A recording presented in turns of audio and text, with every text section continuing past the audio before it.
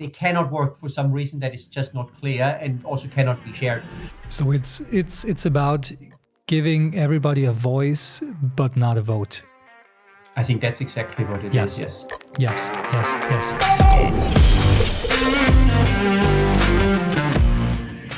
The reason why some of the world's most successful companies are able to stay ahead of disruption is not because they hire a new CEO or expensive consultants.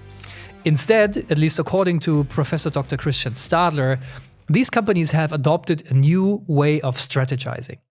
So what this revolutionary concept is about and how leading companies like Barclays, Adidas, Unilever, Telefonica, and even the US Navy have pioneered it is what we will be discussing in this episode of the podcast. Let's go.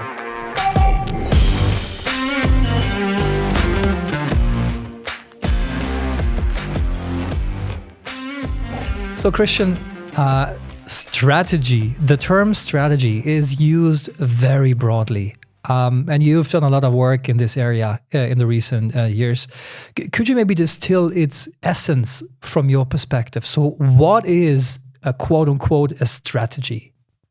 Sure. The way I like to think about it, identify your most important problems as an organization, and then think whether you have a way to address this. Yeah, that's the sweet spot where you should concentrate your strategy on. You could also phrase it a little bit like, where do I stand today? Where do I want to go? And how do I actually get there? It's three simple, straightforward questions that allow you to get some form of guidance of what you want to achieve in strategy. So I very much like the three questions because they're easy to remember. Where are we at the moment? Where do we want to go? And how do we get there? So basically understand where you are right now, and then a vision of the future, or maybe a goal. Some call it North Star, goal, objective, aim. There's probably different words for that. And then, how do we get there step by step and making a plan? Why do you think we're making strategy oftentimes maybe a bit more complicated? I don't know. Maybe there's a whole industry that sells strategy. And if you make it too simple, maybe it's harder to sell stuff. You need to create these sort of myths about some sort of, magic happening there where only a few extremely clever magicians are able to do so. That might be, some of it, even though it's often more difficult to really drill down along these very simple lines of questioning. I don't know if there's any other reasons why we do it. It has puzzled me often why we don't keep it like this. I had this conversation with Ashok Vaswani a little while back, who used to head the retail business for Barclays in the UK. And he's actually the one who shared these three questions with me that I mentioned just earlier, which I thought is a brilliant way that allows everyone to be involved in strategy. And why not? It doesn't have to be the domain just of a few selected individuals. It is a brilliant way of phrasing it. And honestly, I feel you because we've seen the same thing. Now, tell us more about your journey to your book called Open Strategy, because oftentimes, that there might be a moment of clarity, a moment of experience that leads to new ideas, such as opening up traditional strategy making processes. So what made you write and publish your book on open strategy? So it was actually kind of, unusual and funny story. I had three co-authors on this book, and one of them runs a consulting firm in Germany. They're called IMP. They have helped clients to open up their strategy for a long time. They've done hundreds of projects. And I've sort of, known him and the other two who are professors in the University of Innsbruck for many years. The three of them talked about writing a book about this, and they knew that I've written previously a book for the US market, which they wanted to do. And because I've worked with the two professors, that's Julia Hautz and Kurt Matzler, on numerous projects before. They knew that we would work well together. So they really had this sort of conspiratory meeting in Munich to discuss how they could kind of bring me into this and convince me. And I admit, when they first told me about this, I thought they're crazy. Yeah, strategy in my mind was something that is the domain, the kind of exclusive playing ground for the senior management. That's what they do. That's what they are known for. That's what they stand for. How could you possibly involve large groups of people? But in hindsight, I'm quite glad that I'm a curious person. So I decided that I will look into this a little bit more. So I joined some of the workshops that the German consulting company did. Then started to talk to other firms who have done things that involve larger groups of people, and it started to grow on me. And with time, I realized this is something really outstanding. This is something unusual, to find ways, smart ways, to involve large groups of people in decision making, in strategy making. It does not mean that you turn a company into a democracy, which was my first reaction. I think often people think so, open up, well, everyone can now decide. That's not what it is, yeah. But consult large groups of people. So an unusual story, I guess. Yeah, I cannot claim that I had the idea, but at least I was smart enough to notice with time that there is something in here. Yeah, so your comment on democracy is a very important one, and I think the approach on open strategy is, as you said, it's quite a departure from where we are today. The traditional way, the old way, for lack of better word, the current way is really, as you say, the C-suite or some comparable group. They lock themselves in boardrooms, or do a quote unquote strategy retreat. Maybe bring in one of the big consultancies to cover their butts, and then they communicate top down what's to be done. When do you think this approach has become a problem? Well, it probably has always been a problem, but there's a bit more urgency today because people are used to having a stronger voice than in the past. Yeah. If we go into earlier times where everything was a bit more hierarchical, you might remember when you were younger and you went to one of the government offices. Yeah, there's a sort of an automatic intimidation. Yeah, you would believe the government official who sits there in the office. You have lots of respect. Nowadays, people don't take these things just like this. Yeah, they expect to have more of engagement, more discussions, and certainly that's true in Western Europe. Out here. Also, all the opportunities to social media that we have to constantly comment on everything. With that, there's an expectation, particularly for younger people, that they don't just take orders, but they have an opportunity to contribute to what is being done. So that, I think, created more urgency. Now, having said that, it would have always been a good idea to probably consult more people in order to figure out what's doable. Because even in the old days, there might not have been sort of open revolution against ideas, but everyone who was not sort of on board probably found small ways to somehow undermine orders that come from above. Yeah, you sit it out basically. Yeah, a CEO is going to be there for a few years, and the tenure time of CEOs has become shorter and shorter. So, well, whoever is the CEO, maybe she's going to be around for another couple of years or so. I'll pretend to do what they are telling me, but really I do what I think is right. And how does it work? So, the strategy process, I mean, there are many frameworks on how strategy processes typically work in organizations, and they're employed by, in some sort of color and some forms by all the organizations. Obviously, larger organizations have maybe a much more structured process, but at least, they take some time, and in smaller companies it's different. But how does it work? What are the core elements of, the open strategy approach? There's many different techniques, yeah. So I guess before you jump into this, you need to figure out for the type of situation, for the part of the process that you want to open up with, what's the right instrument in this particular instance. Yeah, it will be different if it's about idea generation, if it's about formulating a strategy in detail, or if it's about more the implementation side of strategy. Yeah. One technique that I like a lot is a nightmare competitor exercise. And the idea is that if organizations possibly could face this disruption, then the smartest way to prepare yourself is to think about potential nightmare competitors.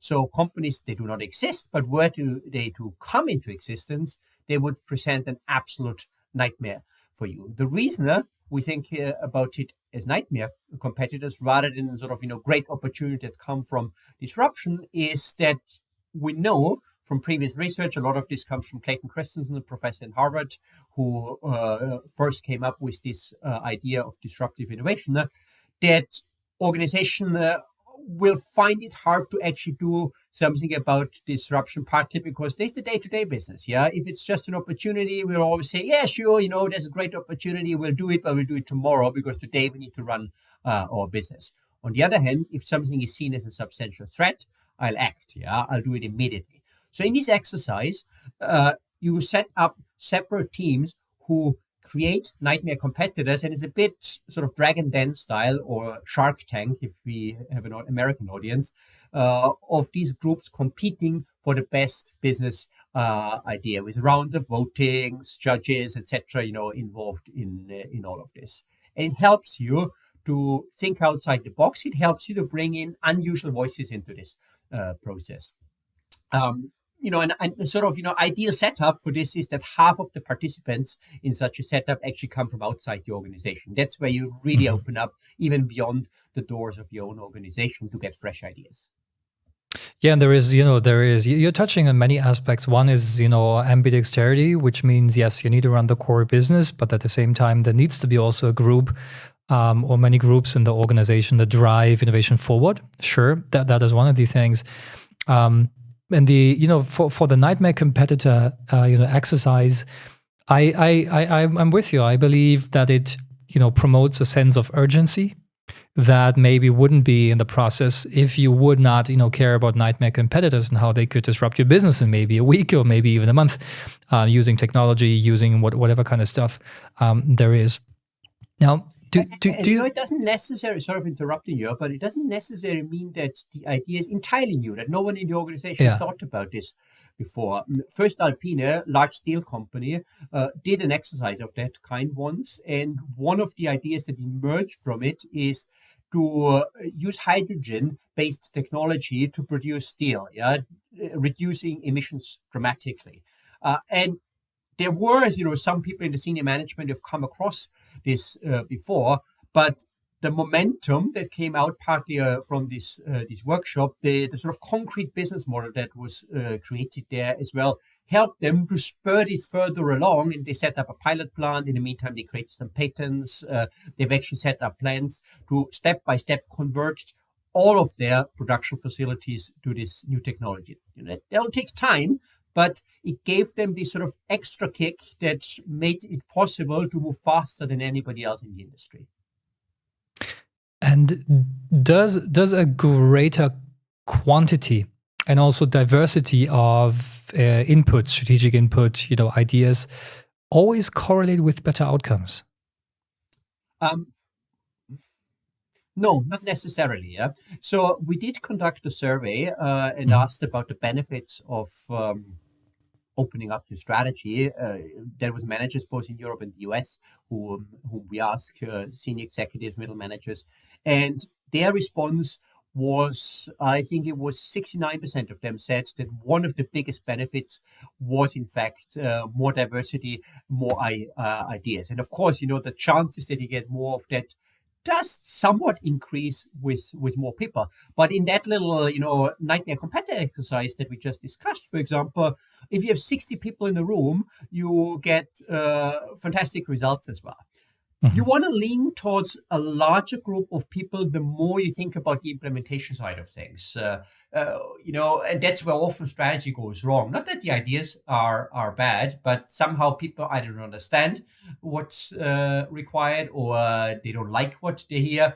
By giving people an opportunity to be involved, they're more likely to actually buy into this. Steelcase, American company that produces office furniture, did at the tail end of their strategy making, where the big headlines were all fixed. They did an exercise where they invited everyone to join. Can't remember the exact numbers, but it was I think 30,000 or so possibly who joined in that process.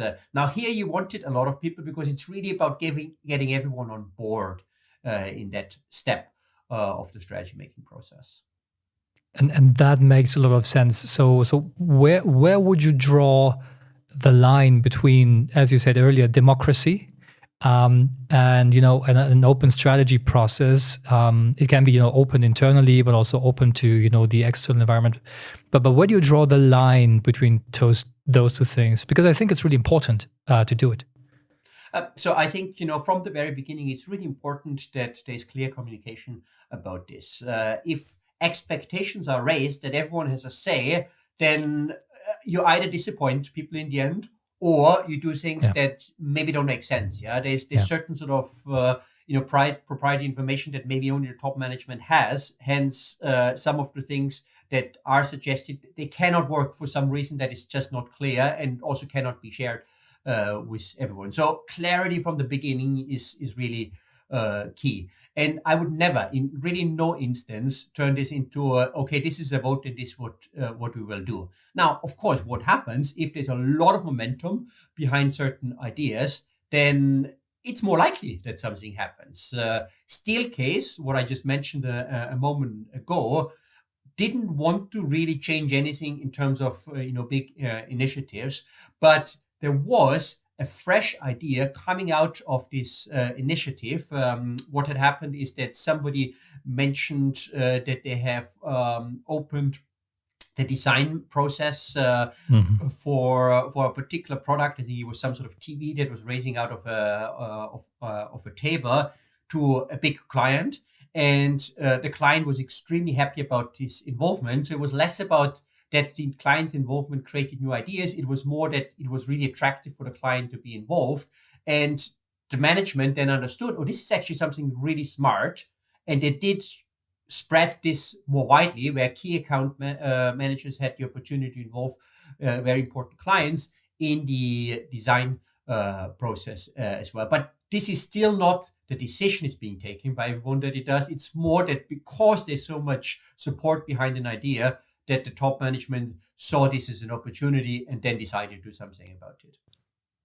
So it's about giving everybody a voice, but not a vote. I think that's exactly what it is. Yes. It's so what you're basically doing is you want to increase your surface area of success. Because you allow for these inputs, externally, internally, giving them a voice, which is also, in line with the trends on expectations on the workforce and all the things you mentioned earlier. That makes a lot of sense. How do you? And then you have a lot of data, right? You have a lot of ideas, opinions, maybe even evidence, depending on how you manage the process. How could companies then manage the information overload, or let's say conflicting ideas that come with opening the strategy process? It depends a bit again on what exactly you do, which sort of process. In the nightmare competitor exercise, the way you converge is by having rounds of voting, and you sort of, let those who participate in the process select more promising ideas until you're down to a manageable number of those ideas. If you do those massive open processes the way Steelcase did it, then you probably need some IT power behind it, some AI and machine learning type techniques. IBM is the company that probably did most of the development in this particular space. They use Watson as a supercomputer and have a specific jam technology that helps both while an engagement, they call it strategy jams, where I think the largest engagement they ever had was with 160,000 people. So while this is ongoing, AI already helps the moderators to see certain ideas that they can bring others' attention to it. And afterwards, in order to analyze the data, they can again use some of those technologies in order to filter out things that are really good. For example, one tool that they have is a debater tool. And the debater tool on a particular argument then filters out the pro and con arguments for this specific idea, which helps you as a manager to afterwards see, what are the different voices on a particular issue that has been discussed. So if we turn to the role of technology in all of this, you just mentioned a tool, the debater tool, for example, and I think technology can, in this particular process or set of processes, can be a double-edged sword, because of course they enable now the offering of platforms for collaboration, also for machine learning techniques, for text analysis, even for reasoning. But in some occasions, they might also raise concerns about privacy, security, and all these things we're discussing today. Hallucination is another thing which might not necessarily be bad if you want to get to the extreme side of, get me something out of a large language model that's very creative and novel and humans didn't think of. So it might also be a tool actually in some cases, hallucination, if you will. But, what are some of the other tools that can be used? You mentioned jams and the debate one. Is there more tools that are being applied today by some leading organizations in that process? Sure, there's a fair bit. Yeah, one company I'm aware of that does something really cool is a small Dutch company. They're called Circlelytics, and they have a technique where they essentially use AI to confront you with ideas from other people who think very differently than you. So the way this works is companies has a question. Let's say they lost 10% revenue use and they're trying to figure out. So they post this questionnaire in that platform that the company has, the Dutch company, and asked their employees, why do you think we lost 10% revenue last term? And everyone writes answers, sort of Twitter links type answers to that.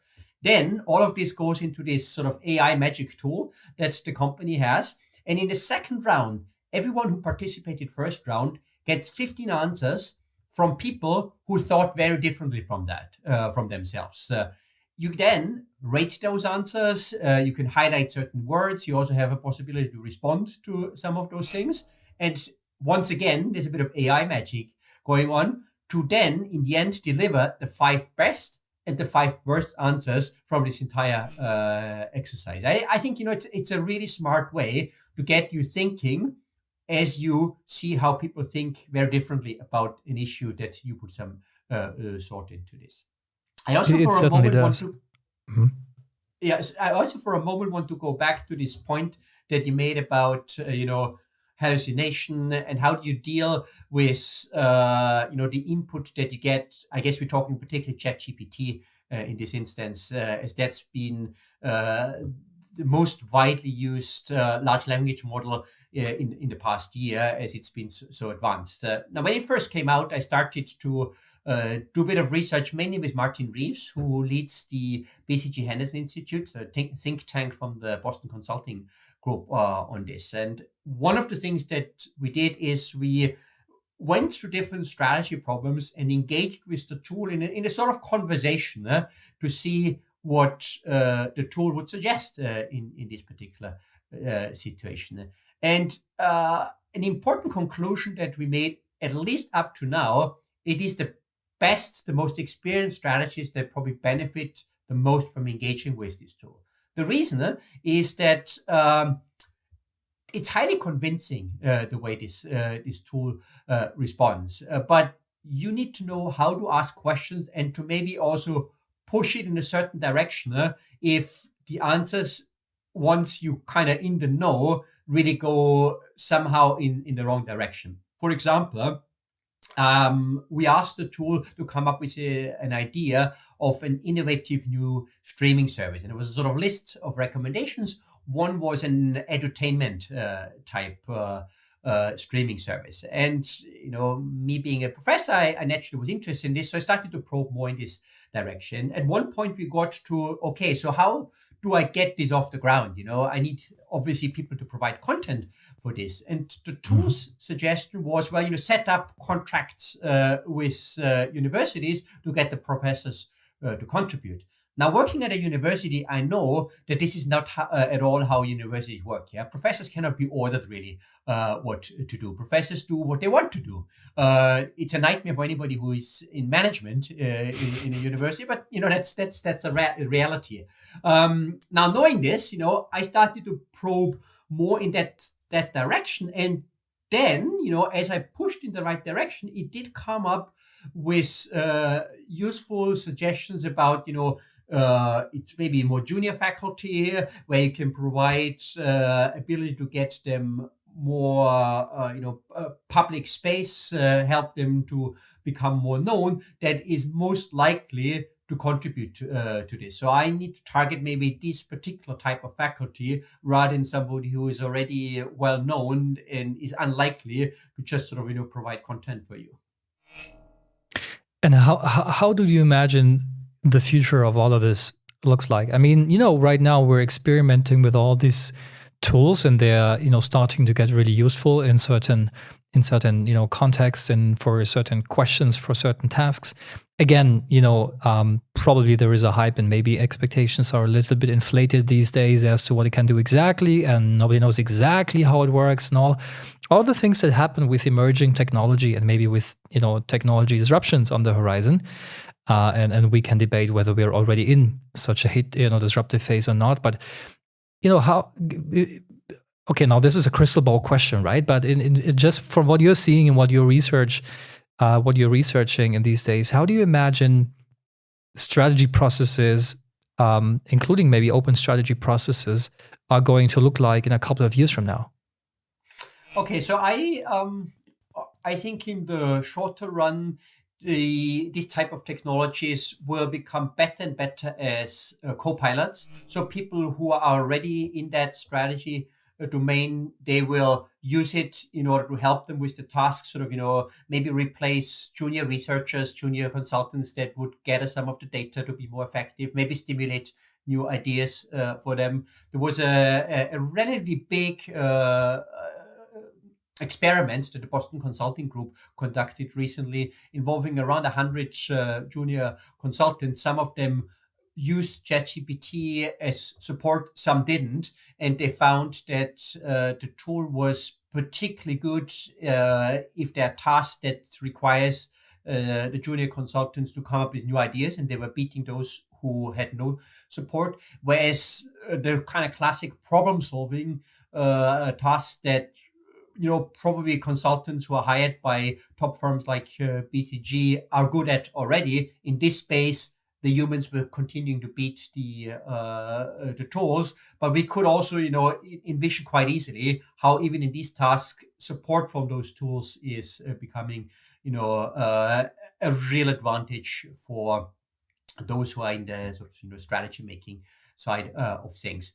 That's one part. Yeah, a bit more long term, I do think there's opportunities for automations in some sort of strategy aspects. And the kind of market I see that this could be interesting for is for companies who cannot afford the expensive, highly qualified strategy consultants in the first place. Yeah, because here the choice is really be trying to figure it out yourself, and probably, if you're a founder, if you're an owner of a mid-sized business, you're already so overloaded with work, and you have a limited number of staff who can really devote their time to strategy.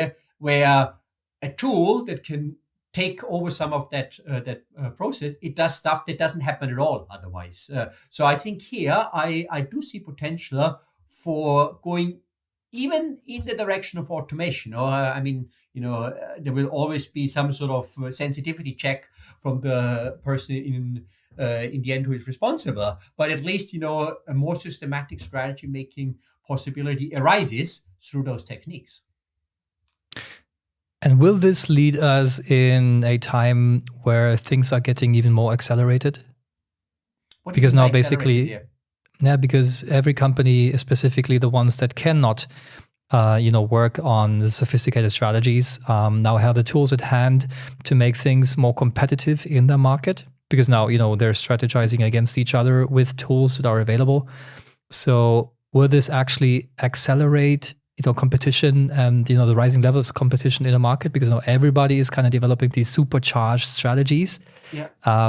Is that where we are going? Well, not necessarily. Yeah. So when you look back at the last decade or maybe decade and a half, even though we talk about everything gets more and more competitive, the numbers don't necessarily speak that language, at least not in all industries. Yeah, you have a high concentration of power in a few big tech companies who can easily just eat up any competitor who comes along. They make an acquisition, they squeeze them out of the market. So I don't necessarily see more and more competition in all spaces. There'll be other areas where this is probably true and is the case, but not across the board, just because we have this technology. That's fair to say. Now, so we have opening up the strategy process. We have the role of technology in all of this. Let's quickly also look at the human side to all of this. So, when we're advocating for open strategy, still I think deeply ingrained corporate cultures are kind of challenged to some degree, because they often, they opt for secrecy in many places these days. So, but at the same time, openness, and we're probably talking about true openness at a certain level of transparency, maybe not 100%, but much more than what we've seen today. That also requires a level of vulnerability sometimes that maybe some of the leaders might be uncomfortable with, at least, today. So what does it do, opening up the strategy process, introducing technology, specifically AI technology, what does it do to, leaders and executives on a human level, on a person level? One thing I always stress with CEOs, if they, approach me about these open strategy techniques, if they're not into it, if you don't want to do this and truly want to do it, it's better not to do it at all. Yeah, because then we are in this place where you raise expectations, but in the end you will ignore whatever comes out of this. You will not really share. So that's a choice. Yeah, and I would, definitely don't want to argue that in all instances opening up is the right answer. It depends on the circumstances. Even occasionally there's legal barriers that would not make it possible, say, in an M&A type situation where you simply are not allowed to do this. Or it might be a situation where you have proprietary information. If that gets out, then somebody else will quickly copy you and take away your competitive advantage. So, again, in these circumstances, I would be reluctant to recommend to open up as well. And you also raised this important point about it depends on the culture of an organization. Some organizations are simply not like this. There might also be, difference in different countries of how, things are usually run in a particular society. So, in some of those societies who are still more hierarchically organized, I tend to emphasize that, it's not necessarily opening up to everyone, but it's a question of involving important stakeholders in this process. And that makes sense even in settings of that kind. So, it's not a black and white. It's, on some sort of, continuum where you either open up a little more, a little less, depending on the circumstances, and in some circumstances you actually won't open up. And if we think about times in crisis, we just basically globally lived through a time of crisis with the recent pandemic that the world was going through, and I think particularly in times of a crisis, we often like to think we need somebody, a captain of the large ship. They need to navigate through a storm, through dangerous waves, and all these things. And in such a crisis situation, maybe you don't want everyone on the ship to be part of the, you said, decision-making process, but also maybe even the voting process. But you actually want someone to take responsibility, decide what to do next, radiate maximum confidence, and basically tell others. Yeah. What to do. So is there also a timing perspective in this, where you say, well, in good times it might make sense, but maybe in times that are tough, maybe go back, or at least not open up as much. What is your take on that? So first, yes, I agree that not at all times you would do that. Now, what I would be reluctant is to fully sign off in times of crisis. You need the charismatic superstar to somehow lead you. In one of my previous books, I wrote about organizations that survive for 100 years and longer. And the move that most often ended a period where an organization was surviving and thriving was when they were reliant on this charismatic superstar, because that's when the sort of natural resistance from an organization goes down and they just follow, sometimes blindly, in this direction. Now, the results tend to be extreme. It could be that it's extremely good, but it can also be that it's extremely bad. Now, to this, my question tends to be, what's your chance that your leader is Steve Jobs? It's a kind of 1 in a million, yeah? So you could have, in this one instance, this one charismatic superstar who is also just picking all the right spots. More likely, that's not the case, yeah? So why not go on on the model that is a bit more reliant on a slightly larger group of people and not just follows one person blindly.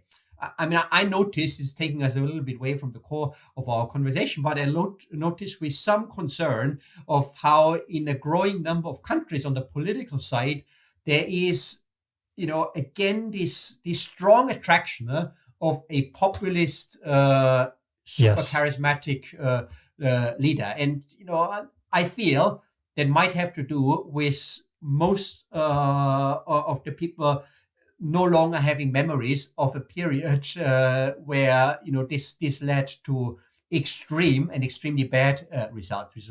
Obviously the worst example of them would be Adolf Hitler, that we can think of. Yeah, but you don't even have to go to those extremes.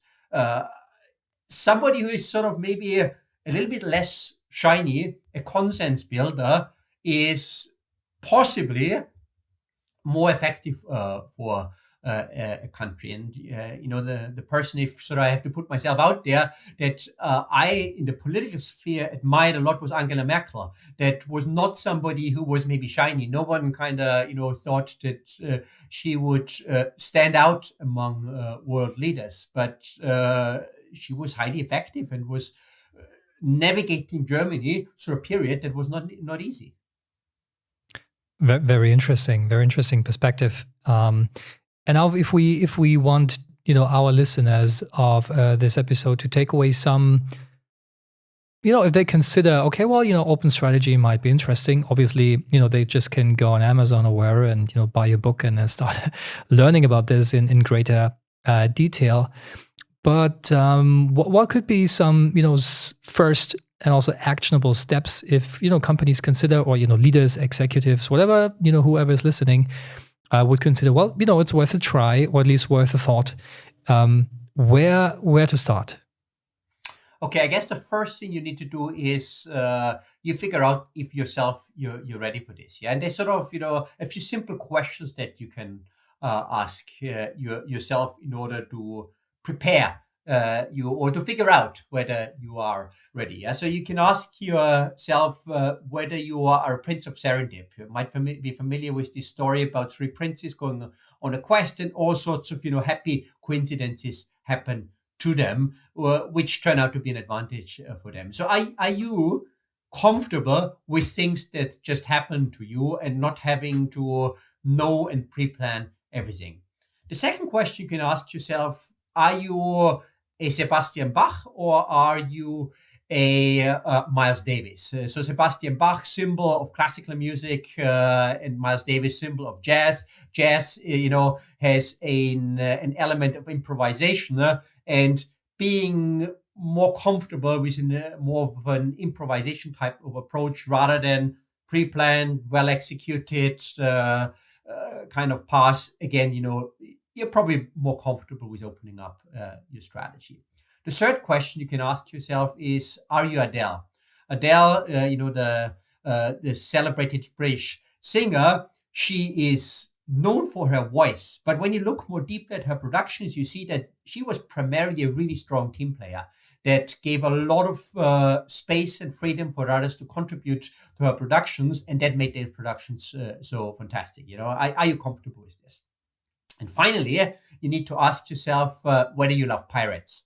Now, this is a sort of, a little nod to a group of people in NASA who managed to get themselves the freedom to come up with revolutionary ideas around building a mission on smaller computers networked together rather than a super computer. And they got this leeway to do that. So, people who do not conform to the norms of your organization, are you comfortable with giving people some space? If you find yourself positively answering these 4 questions, then probably, on a personal level, you are more prepared for what awaits you when you open up your strategy. Once you've gone through that, the second thing I suggest is start experimenting a little bit. Rather than, doing a big thing in the very core business of your organization, take some small initiative, try out how things are, and have a kind of pilot. Yeah, if that works well, you might create momentum around that. Dr. Oetker, big German company, they first experimented with some of those techniques in the muesli business, which is a smaller business for them. After they saw how it worked, what worked, then they moved to the frozen pizza business, which is one of their biggest businesses. And once you started experimenting with it, in case it goes wrong, is there a way back? Because you now raised all the expectations on collaboration, participation, again, giving everybody a voice, and maybe not a vote, maybe a smaller vote, or however you want to do this. Is there a way back, or is it you're now locked in? No, I as you do it, hopefully in some sort of small space, you learn how things work and how things don't work. I'm generally a big fan of experimentation in the strategy domain. It's sort of, easily overlooked because we think that strategy always needs to be the one thing and the one thing that works. But, think of how many companies in the online space do A/B testing, sort of, run multiple versions of a particular website, in some cases, thousands of those versions.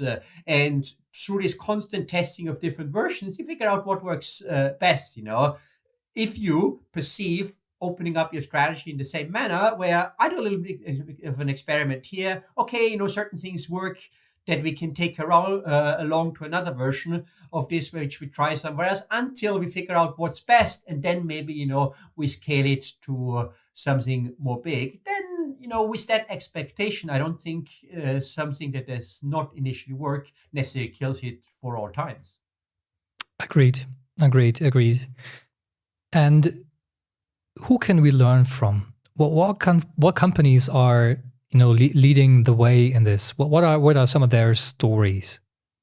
Okay, so one of my favorite stories I ever came across is from Barclays retail business. I mentioned at the beginning of our conversation Ashok Vaswani, and it was actually when he took charge of the retail business. It was in 2012 that he decided he wants to involve a large group of people in this strategy future of the organization. The big sort of question that started to arise is banking is going more mobile, banking is going more online. What do we do? And put yourselves, in the shoe of somebody who is taking this job in retail.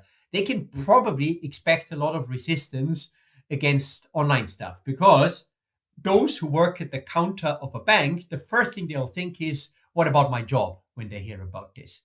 So by involving them, starting conversations that gives them a voice and an ability to think about how does it maybe change my job, but doesn't take my job away, you probably get a more positive engagement. So they set up this online jam, 3 days. Everyone was allowed to contribute. There are 30,000 people in Barclays Retail in the UK, where you got very interesting conversations. Yeah. So, for example, somebody mentioned in one of those discussion streams that Domino's Pizza can tell you quite a lot about their pizza. Yeah? When you order it, they can tell you we just got the order. And they can tell you ingredients are on. Then they can tell you this is going into the oven. They can tell you when it comes out of the oven, and they can tell you when it will arrive in your house.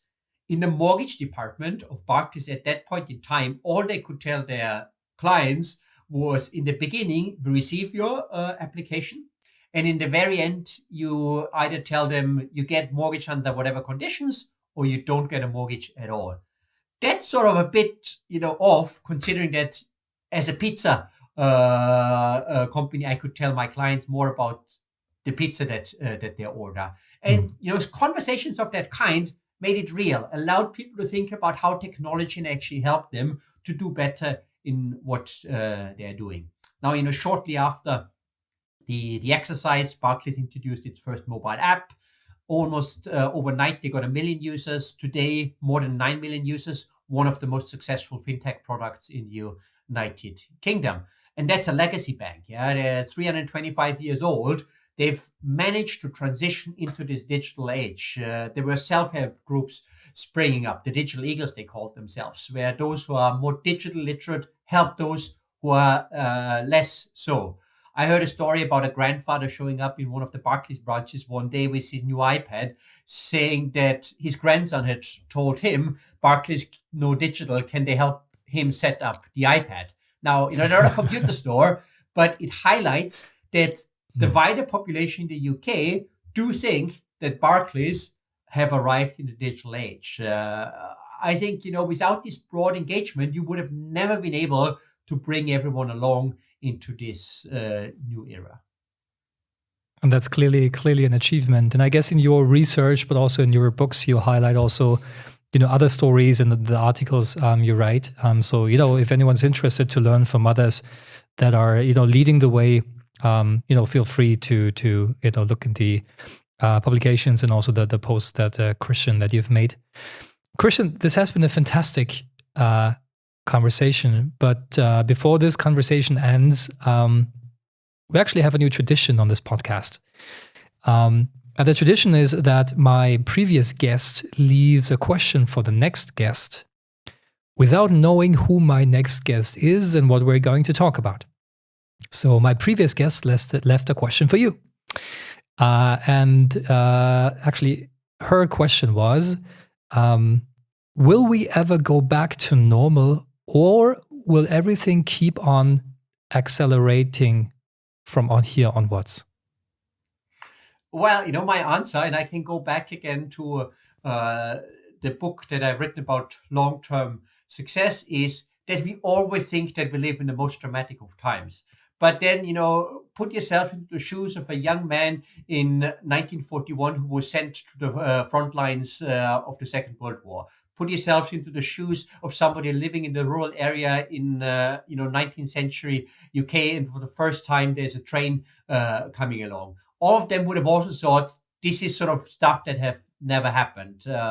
So, my answer would be, I'm not sure we really do live in the most dramatic of times. It probably depends also where you live. Yeah, for people who are living in a conflict zone at the moment, that's probably true for them personally. But for us sitting here comfortably somewhere in an office, you in Germany, me in the UK,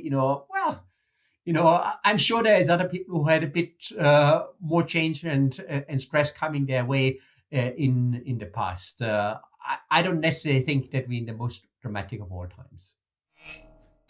And that's, I can resonate very well with that. It's always a thing of perspective, and, change is part of nature, and it has always been in different forms and, sorts and speed as well. So thank you for that. And, offline, I'm going to ask what your question will be for my next guest, but we'll not do this on record because for obvious reasons. And, Christian, that's it for this episode. Really, thank you so much for being my guest. It was a pleasure to listen to you. Thanks for sharing your experiences. It was fun. Thanks for having me. And to everybody listening or watching, if you want to learn more, we're gonna link some of the assets and books that Christian has written in the show notes of this episode.